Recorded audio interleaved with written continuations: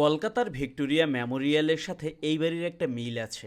এই দুই বাড়িতেই ইংল্যান্ডের রানীর অতিথি হিসেবে থাকার কথা ছিল। ঢাকার সবচেয়ে বিলাসবহুল বাড়ি ছিল বলা যায় দুটি। একটি ঢাকার নবাব পরিবারের আহসান মঞ্জিল, আরেকটি হচ্ছে এই রূপলাল হাউস। তবে রানী শেষ পর্যন্ত আর উপমহাদেশে আসেননি। রূপলাল হাউস ঢাকার ইতিহাসের পুরনো অধ্যায়গুলোর একটি। 1800 সালে টেইলর বুড়িগঙ্গা নদী থেকে মুগ্ধ হয়ে লিখেছিলেন, বর্ষাকালে যখন বুড়িগঙ্গা পানিতে ভরপুর থাকে তখন ঢাকাকে দেখায় ভেনিসের মতো।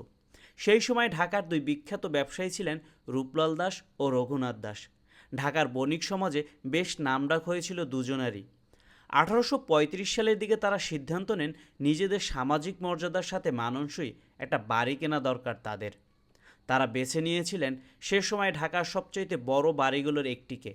আর্মেনিয়ান জমিদার আরাতুন 1825 সালের কাছাকাছি সময় বাড়িটি তৈরি করেছিলেন। যখন বাড়িটির বয়স ছিল মাত্র 10 বছর, তখন রূপলাল এটি কিনে নেন আর নাম দেন রূপলাল হাউস। রূপলাল ব্যবসা জীবন শুরু করেছিলেন পথে পথে লগ্নি ব্যবসা করে। সেখান থেকে মেধার জুড়িয়ে উঠে যান ঢাকা শহরের সবচেয়ে ধনাঢ্য ব্যবসায়ীদের কাতারে। আর মানুষ হিসেবে ছিলেন ভীষণ বিলাসী। 50 কক্ষ বিশিষ্ট বাড়িটি কিনেই তিনি থেমে যাননি। নিজের পছন্দ, চাহিদা ও রুচির সমন্বয়ে পুনর্নির্মাণ করেন এই বাড়িটি। এই বাড়ি পুনর্নির্মাণের কাজ তিনি দেন কলকাতার বিখ্যাত British engineering company Martin and কোংয়ের কাছে। বিশাল নির্মাণযোগ্য ব্যবহার করা হয় স্থানীয়ভাবে পোড়ানো ইট আর প্রচুর লোহা। নির্মাণ কাজ চলেছিল দীর্ঘ সময় ধরে। 1947 সালের দেশভাগের সময় এই বাড়িটি বিক্রি করে রূপলাল দাস ভারতে পাড়ি জমান।